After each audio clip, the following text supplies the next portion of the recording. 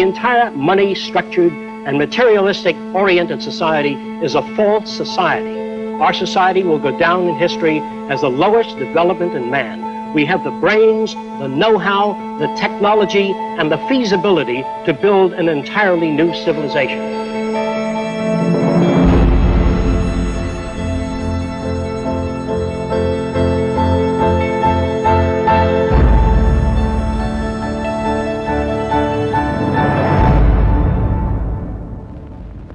It was living through the 1929 Great Depression that helped shape my social conscience.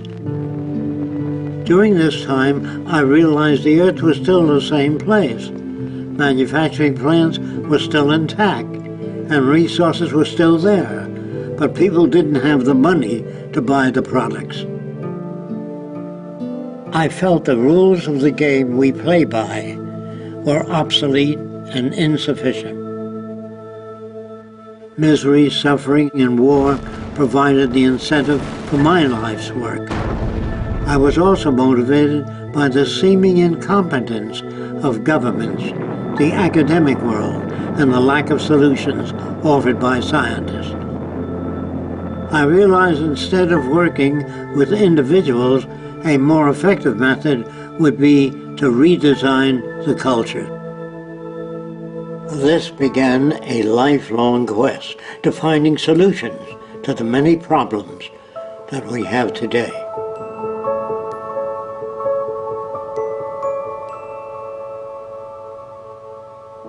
This presentation is a feasible plan for social change that works toward a peaceful and sustainable global civilization where human beings, technology, and nature coexist. It outlines an alternative to strive for, where human rights are not only paper proclamations, but a way of life.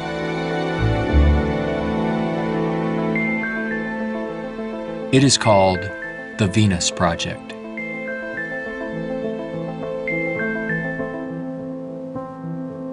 Its founder, Jacques Fresco, calls for a straightforward redesign of the culture in which war, poverty, hunger, debt, and unnecessary human suffering are viewed not only as avoidable, but totally unacceptable.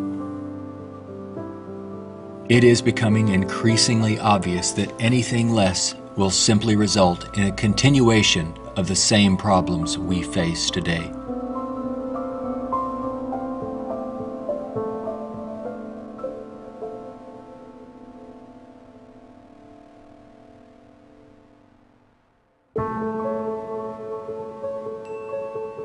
The Venus Project's Research Center, constructed by Fresco and Roxanne Meadows, is located in Venus, Florida.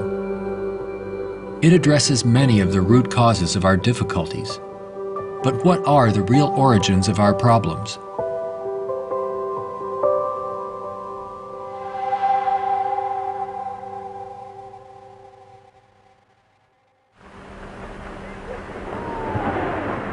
At present, we are left with very few alternatives, since we're on a collision course of our own making.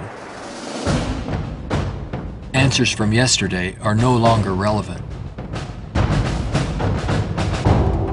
Considering the damage already done to the environment, we are rapidly approaching a point of no return, where nature will dictate the course. Either we continue as we have, with outmoded social customs and habits of thought, thereby threatening our future, or we apply a more appropriate set of values relevant to a sustainable society with more opportunity and freedoms. Americans have been conditioned in their kind of society to get a different kind of car next year, to buy a new television set or a tape recorder. We are radical as hell, but our political and social institutions have not changed. And this is where we are stagnating, because we always equate any new idea with communism or regimentation, because we've been brought up to fear that which is new. None of the world's economic systems, socialism, communism, fascism, or the free enterprise system have eliminated the problems of elitism, nationalism, racism, and most of all, scarcity. These are all based primarily on economic disparity. When money is used to regulate and distribute resources for profit, and people and nations are out for themselves, they will seek advantage at any cost. They do this by maintaining a competitive edge, or through military intervention. War represents the supreme failure of nations to resolve their differences. From a strictly pragmatic standpoint, it is the most inefficient waste of lives and resources ever conceived. Most wars are for the control of resources and maintaining your position of differential advantage. They're not based on the dignity of man. They're not based on elevating human beings. It might elevate the human beings in the country that's the victor. It might do that. But as far as the rest of the world goes, the price is enormous. This crude and violent attempt to resolve international differences takes on even more ominous overtones with the advent of computerized nuclear delivery systems and deadly biological and chemical weapons.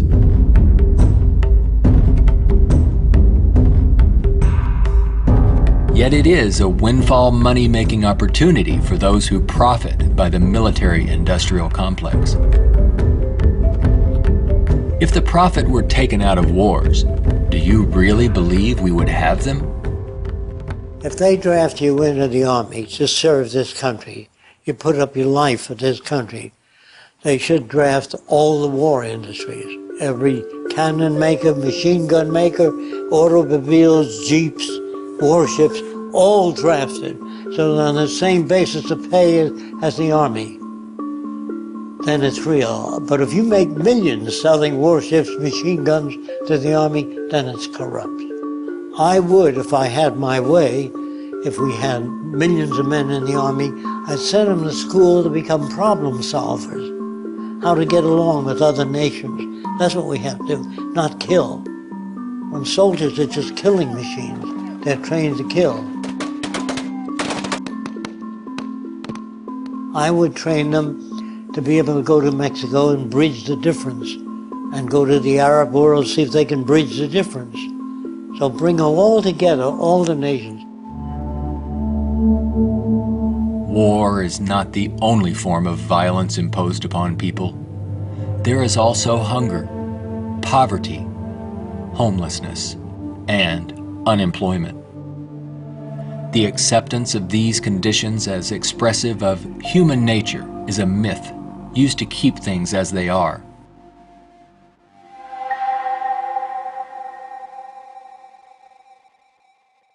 Genetics has nothing to do with greed, business, race prejudice. All of the operant systems in any society are part of your education, the books you read, the role models you follow, and the people you admire. The genes have nothing to do except with the color of your eyes, the shape of your nose, perhaps inherited features. The genes do not control values.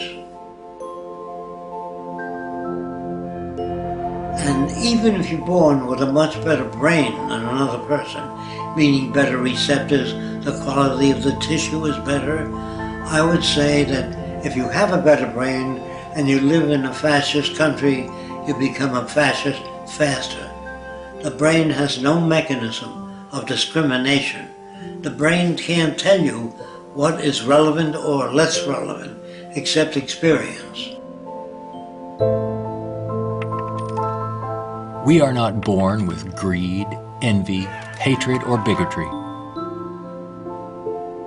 Our behavior and values are reflective of the culture we are exposed to. If you were raised by the headhunters of the Amazon, you'd be a headhunter. And if I said to you, doesn't it bother you to have 5 shrunken heads? You say, yes, my brother has 20. So, is he nuts? No, that's normal to his culture. social and environmental problems will remain insurmountable as long as few nations control most of the Earth's resources, and the bottom line is profit over the well-being of people. Putting profit first results in unnecessary suffering and aberrant behavior prevalent today.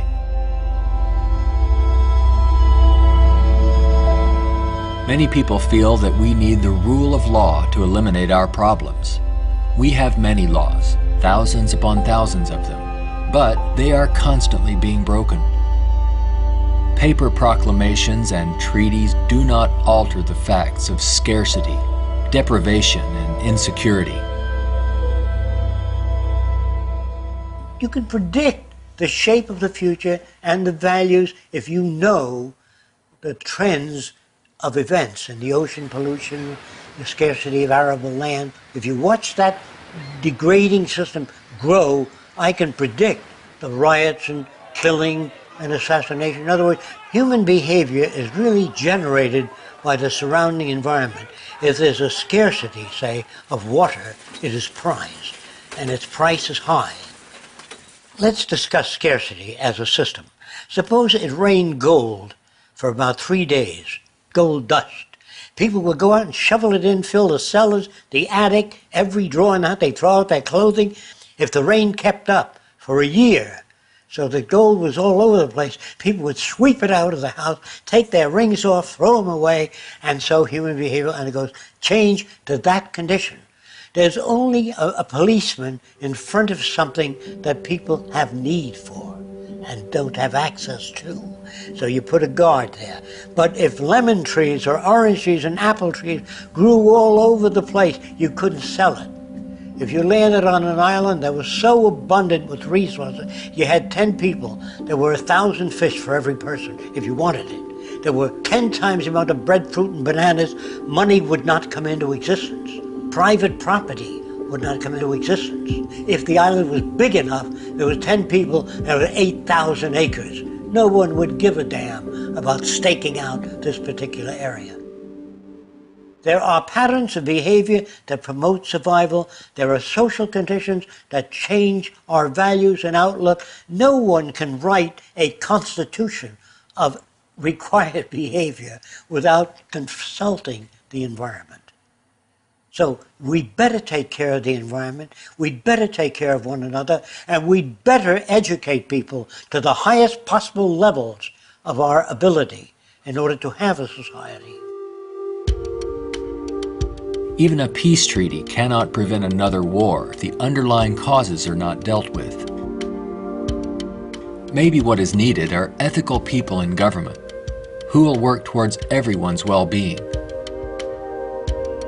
But even if the most ethical people were elected to high positions and we ran out of resources, there would still be lying, cheating, stealing, and corruption.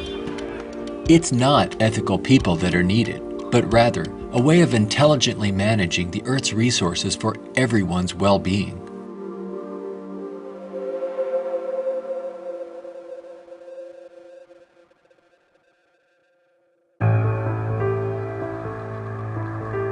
Let's examine our social arrangements further.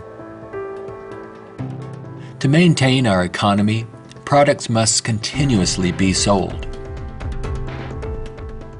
To assure this, they are deliberately designed to wear out and break down. Maybe you've noticed this usually happens right after the warranty expires. This corrupt practice is referred to as planned obsolescence, which is the conscious withdrawal of efficiency. Innovators go through the finest schools and then are required to design things that wear out and break down right on schedule. This results in a tremendous waste of resources and energy. We are plundering the planet for profits. If you think about it, it isn't a job people want, but access to what their paycheck will bring. Money does not represent anything real, and there's no gold, silver, or resource to back it up. You can't eat money or build a house of it. It's not even related to our real capacity to produce goods and services on this planet. The monetary system has been handed down from centuries ago, and we continue to use it without questions.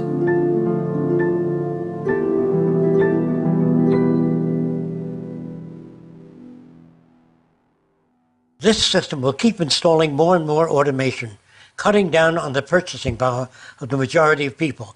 There will come a time, it's called the Gaussian curve, where employment is that, production is this, and purchasing power is that. The system stops. Banks fail, nothing works anymore. We're moving in that direction very rapidly. We have finally gotten to a place in 2011 where it's becoming obvious that the machine has beaten the man. We're incredibly productive with far fewer people. We are more productive. We are more productive as an economy than ever before. An iPad app can do more less than workers. 4 people. Just that there are fewer jobs. The jobs that do exist now can have lower wages because of obvious reasons. A lot of people looking for a small number of jobs. The wages go down. That has huge impacts on the middle class and ripples out from there. We're moving towards social collapse. I think this is going to happen all over the world, not just here. And it doesn't require the overthrow of the government. It just requires that you let it alone. It'll overthrow itself. If you control the media, you can calm people down. But if the majority keeps getting laid off, they don't have purchasing power, the system collapses. It doesn't work anymore. They invade. It's already happening. This country is already insoluble. They're going to have difficulty with national security, paying pension people. They've spent far beyond what they already have. Now, all they can do now is create debt, borrow more and more money from banks. We also want to show you a rather grim sign of our times. It's not far from here in Midtown Manhattan. The national debt has grown too large for the national debt clock. It went up back in 1989 when the nation's debt was less than $3 trillion. The debt has been piling up so fast lately they had to drop the dollar sign to make room for an extra digit as the number turned over to more than $10 trillion now and counting every second. A whole new clock with 2 extra spaces will go up next year. The federal government is not allowed to print money. It's not allowed to lend money or get in the banking business. That is a privilege for bankers only. So what the government has to do if they want to build an air force, say, of 2,000 planes a month, they have to borrow money from a private lending institution, sign the dotted line, and if the war is lost or failed, the burden falls on the public to pay off that debt.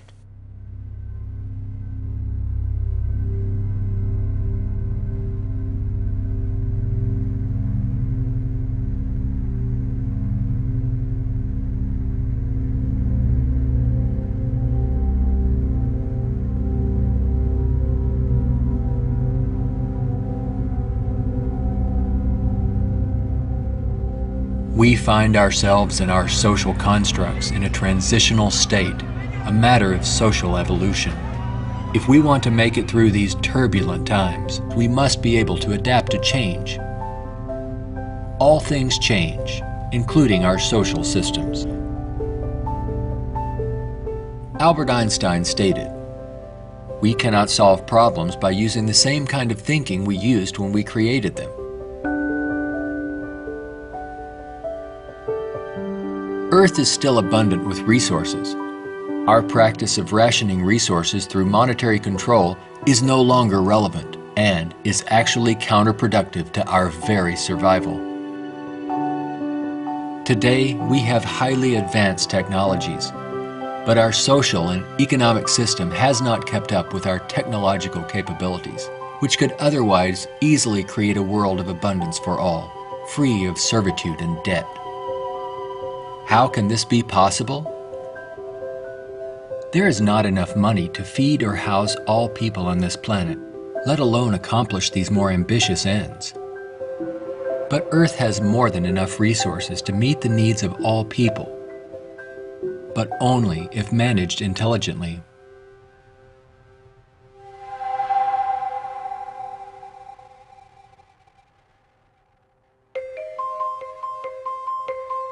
Jacques Fresco envisions a solution that he calls a resource-based economy.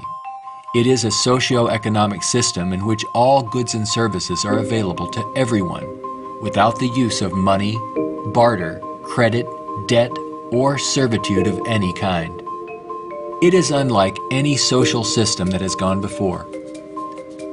Fresco arrived at this direction through 75 years of study and experimental research.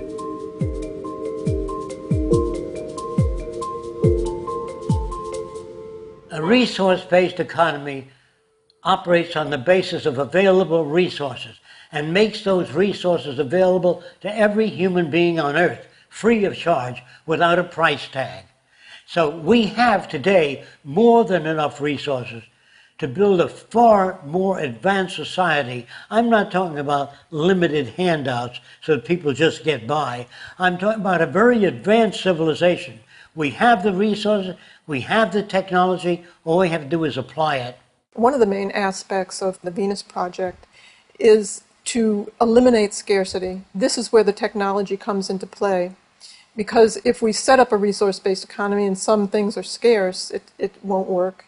If you set up a resource-based economy in a society that has no resources, it won't work. So today with our technology, we can make things available. We can eliminate scarcity. We can create an abundance. As long as we can create that abundance, that will eliminate greed and selfishness and a lot of crime and a lot of aberrant behavior. A social system can be designed so that all can live fully and constructively if the powers of science and technology are directed toward human and environmental concern and overcoming the artificial scarcities of our debt-based monetary systems. All people, regardless of political philosophy, social customs, or religious differences, ultimately depend upon the same resources: clean air and water, arable land, medical care, and a relevant education. I think if you pledge allegiance to the earth and everyone on it, that'd be the way to go for the future. The human species is a single family, and the world is home to everyone. Neither nations nor people can coexist separately any longer. No more separate nations. So anyone can go anywhere. Before the states joined together, they used to stake out their territory. They used to fight. They had militias. They would fight. This is our territory. Oh no, you're intruding. When all the states joined together, the government worked out the lines of the states and they agreed, and that was the end of territorial disputes. If you want the end of war, you must declare the earth common heritage.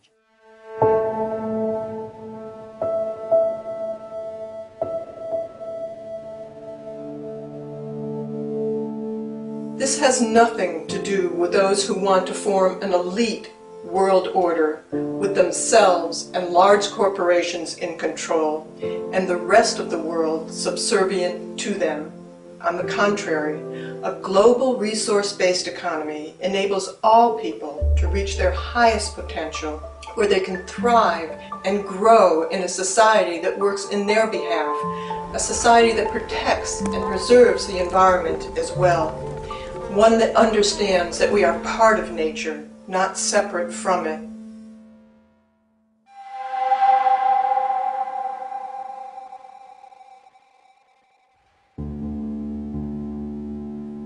Some question what would happen to incentive if needs were met without our having to work to attain them. The question assumes humans have no desires beyond basic needs. If that were true, there would be no inventors, writers, or teachers. People work with passion on the things that interest and challenge them. Let's enable all people to have the opportunity to partake in the greatest challenge one can have, improving our world for everyone. Individuality will be emphasized rather than uniformity. This social arrangement will generate a new incentive system that values the protection of the environment and social concern, rather than the shallow, self-centered goals of wealth, property, and power. It does not call for uniformity. It absolutely calls for diversity. The more diverse people are, the more individuality. So we emphasize individuality, creativity, innovativeness. This is the essentials of the design. It is not a group of scientists telling people what to do, how to live, where to go, what to follow. Motivation and incentive exist when people have meaningful tasks. True growth and development occur when people are involved in creative, challenging, and constructive endeavors. However, motivation and incentive die in the daily grind of boring and repetitive jobs required to earn a paycheck. If you hand out things to people, if you fed them and clothed them and housed them free, they're not going to work in the morning because they don't need it. They got their housing, clothing, motion pictures, and entertainment. Well, why go to work? Work is painful, it's monotonous, it's boring. In the future, if people have access to all their needs, but they don't have any challenges, this is where it goes to pot. So people constantly are challenged by new things. In our schools, we challenge them with many things that are unsolved and many unresolved problems. If you're well-fed and well-clothed, that doesn't stop your brain from working. That would mean that every millionaire does nothing and is turned off because he got all the means. That's not true. There are many millionaires that work 18 hours a day and don't have enough time. It has to do with your background and your education. The more you know about oceanography, astronomy, and all that, the more interest, the more alive you are. And if you're just given food, clothing, and shelter, now you can go to work. You don't have to worry about making a living, which your incentive would be boosted considerably. So I call that a new and innovative incentive system. It's not monetary oriented, it's problem solving oriented. And you get your kicks out of seeing the world become a better place.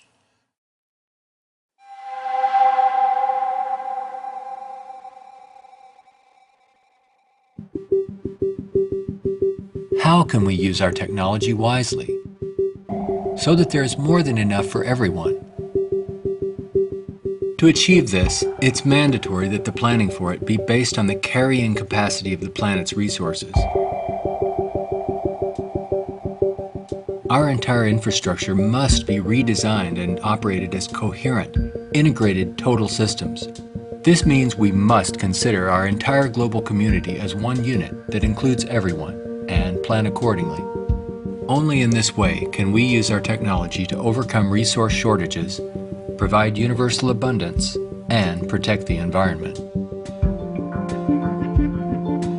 Therefore, a global survey is first needed to assess exactly what we have. This would inventory our physical resources, personnel, production centers, and the needs of people. This enables us to determine the amount of goods and services needed. For instance, where is the arable land to grow crops? How many people are in various locations? And what is the state of their health? This would determine where hospitals are built and how many. If you try to do that today, ask for a global resource survey of all nations, they'd wonder, what are you trying to do that for? To find if we got enough resource to fight you in armaments and other things? They would be skeptical, hesitant to give that information. So I would say it wouldn't work in today's culture. But after the ideas are put forth and the reason for it and the advantages gained by all the nations, it would have to be specific advantages that they can understand in their terms. And if they agree, then the survey would be conducted. It's not my opinion or the opinion of anyone else would be used. It's the size of the population, the availability of resources, the carrying capacity of the earth that determines what is done and how fast things move. See, today it's done on a totally different basis. But in the future, it'll all be based on a form of dynamic equilibrium. That means operating everything at the highest potential without environmental neglect.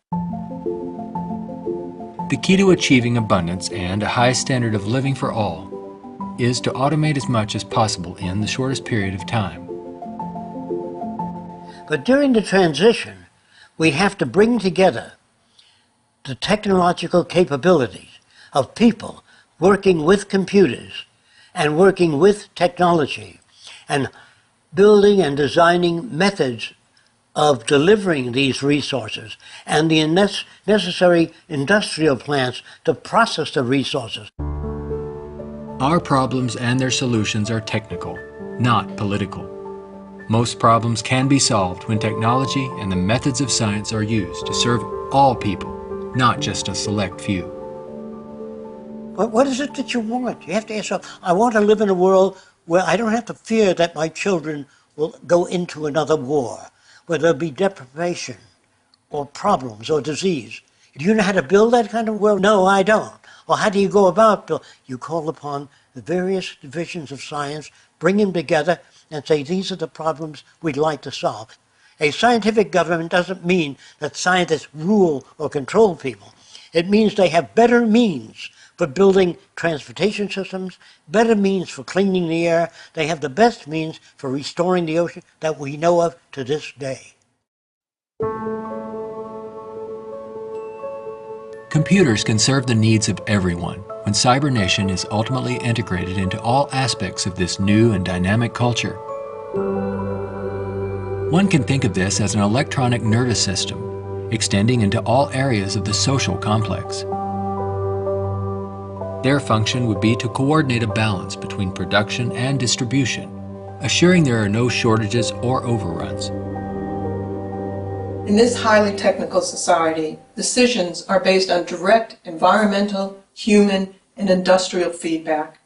You can think of this as electrical sensors throughout the entire environment, from cities, factories, warehouses, distribution centers, transportation networks, all over the globe, gathering data for more appropriate decisions.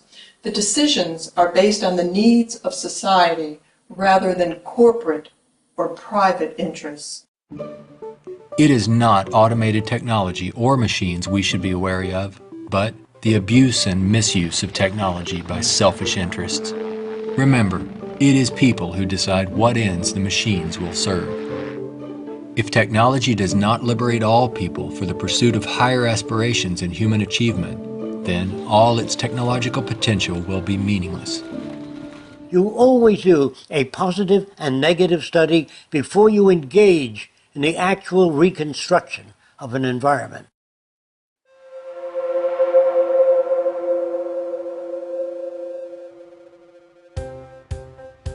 It's all just talk unless there is a technical plan to organize and use resources to accomplish abundance. What follows are some of the many approaches the Venus Project provides for the entire social spectrum.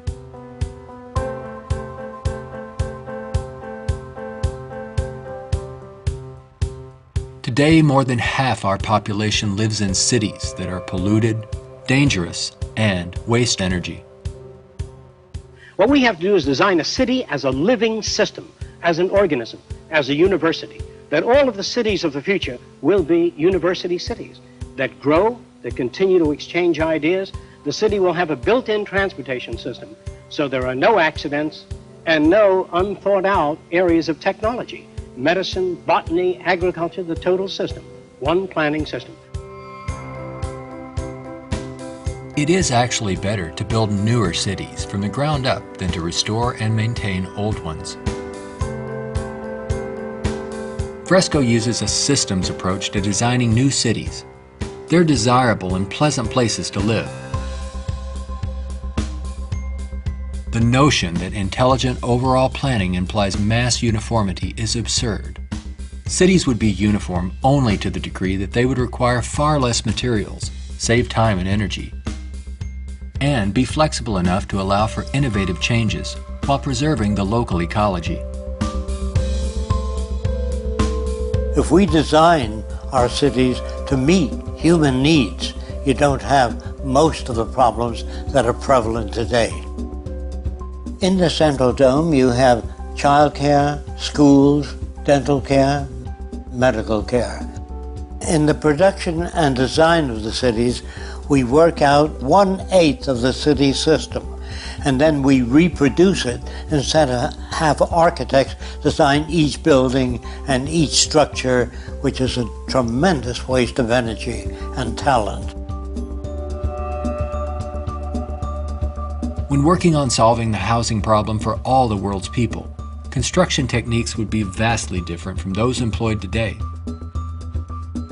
Extruded and self-erecting structures could revolutionize and speed up construction processes. These lightweight, durable apartments could be produced as continuous extrusions and then separated and positioned in place by the mega machines. The outer shells of these efficient structures serve as photovoltaic generators and heat concentrators. You don't own anything in this society. Really, people don't want money. They want access to things when they want it.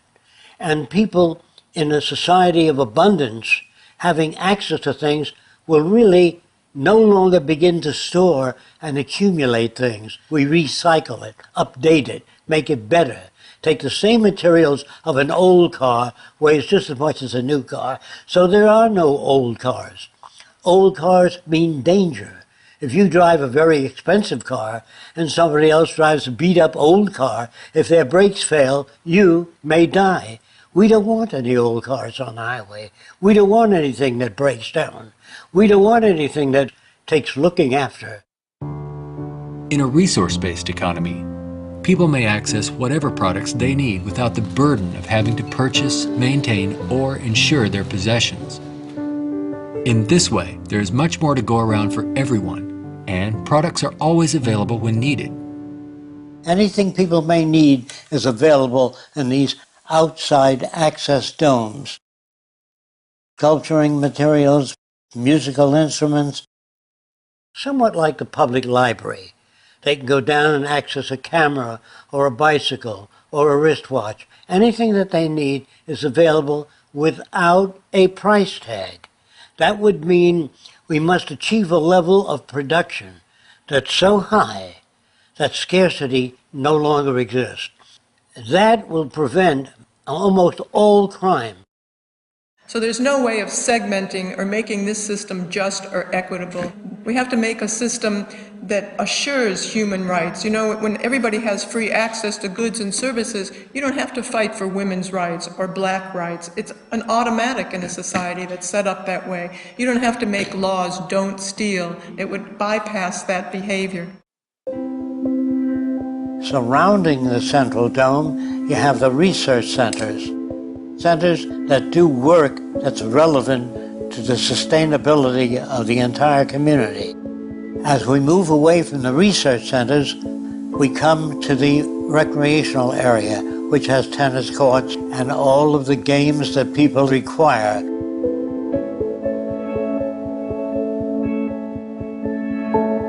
As we move away from that, we come to the residential district. There are streams, waterfalls, lakes throughout the area.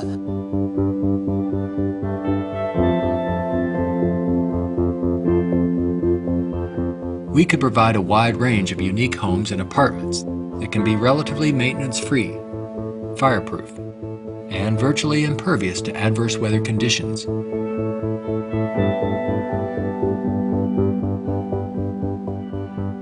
As we move to the next sector, we come to apartments. The reason some people want to live in apartments is because you have drama groups, you have gymnasiums, medical care, dental care, everything is built in to the central towers. I feel that in the future, people will move away from individual houses and live in larger complexes. As we move outward, we come to the indoor agriculture or hydroponic farms. Then there's also outdoor agriculture. The city would use the best of clean technology in harmony with nature, such as wind, solar, geothermal, heat concentrators, piezoelectric, wave, temperature differentials, ocean thermal vents, and much more.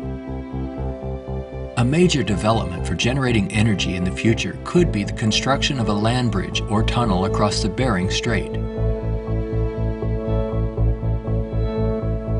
These underwater structures convert a portion of the ocean currents through turbines to generate clean sources of power.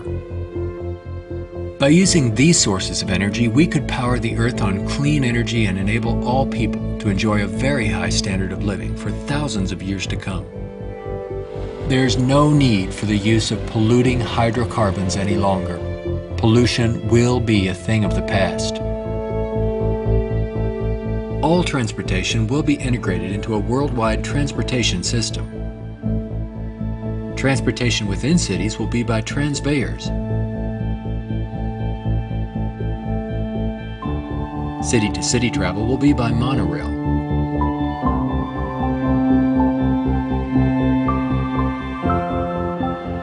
Maglev trains are utilized for long-distance travel. To enhance efficiency, this high-speed maglev train is equipped with removable sections, which can be disengaged while the train is in motion. Aircraft will display a wide range of configurations. These VTOL aircraft, or vertical takeoff and landing, are used to transport passengers and freight. The priority is safety rather than saving money or dealing with the lowest bidder. This modular freighter consists of detachable sections that can be rapidly loaded or unloaded. The number of sections varies depending on the amount of freight to be delivered. When all the sections are connected, they can be propelled as a single unit. Ships can be floating manufacturing plants that produce products while en route to their destinations. They can also serve as education centers, where children and adults travel worldwide, obtaining innovative education, not through vicarious study, but through experiencing and interacting with the real-world environment. A national transportation system would include a network of waterways, canals, and irrigation systems. They could serve to minimize the threat of floods and droughts while allowing for the migration of fish, provide natural fire breaks, emergency water sources, fish farms, and recreation areas.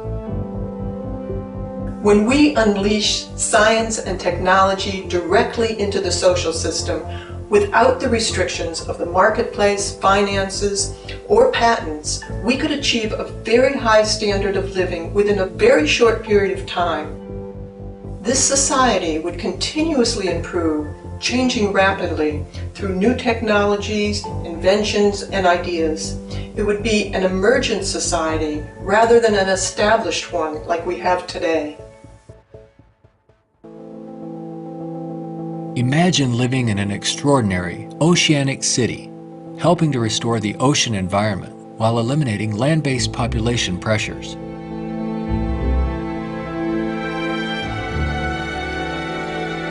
These cities in the sea may serve as universities and research centers where students study marine sciences. They could be used for ocean farming, mariculture, and mining, while maintaining a dynamic balance in the oceanographic environment. Self-sufficient cities in the sea vary in design depending on their location and function.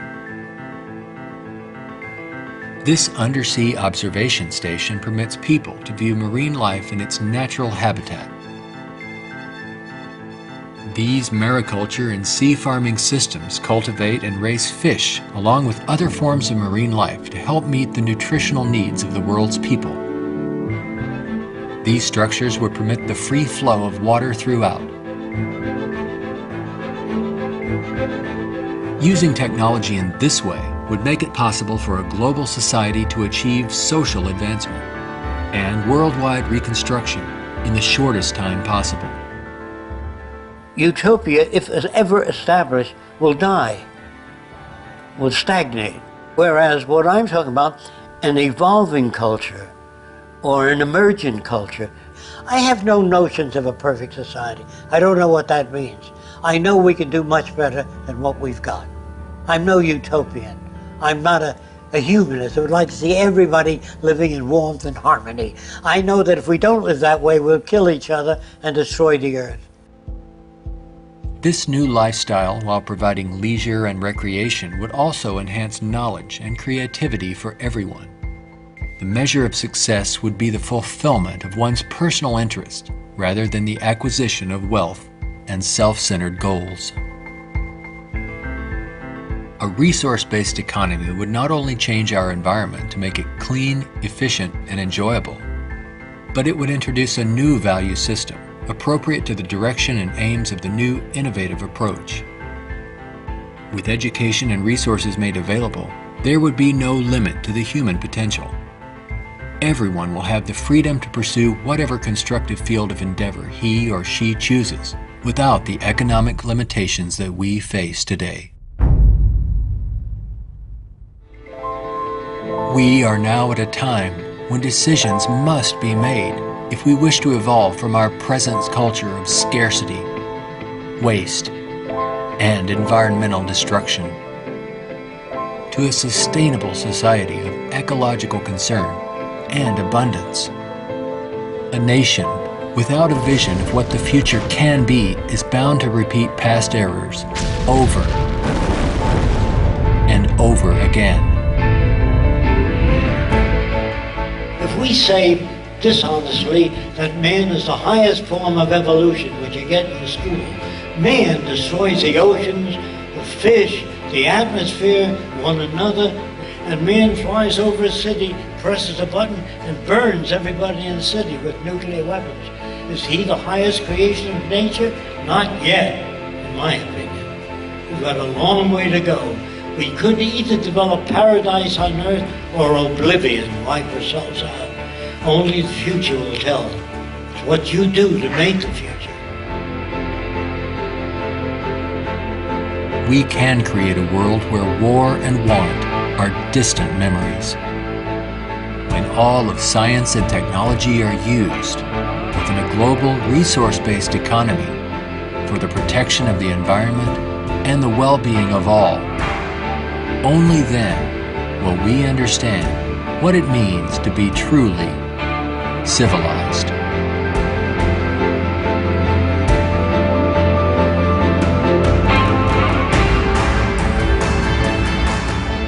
Be a part of the growing community of people working toward making the aims of the Venus Project a reality. Join us in our efforts to bring this vision of a positive future to a wider audience through the goal of a major motion picture. All of these things can be built with what we know today. It would take 10 years to change the surface of the earth, to rebuild the world into a second Garden of Eden. The choice lies with you. The stupidity of a nuclear arms race, the development of weapons, trying to solve your problems politically by electing this political party or that political party, that all politics is immersed in corruption. Let me say it again. Communism, socialism, fascism, the Democrats, the liberals, there are no Negro problems or Polish problems or Jewish problems or Greek problems or women's problems. They're human problems.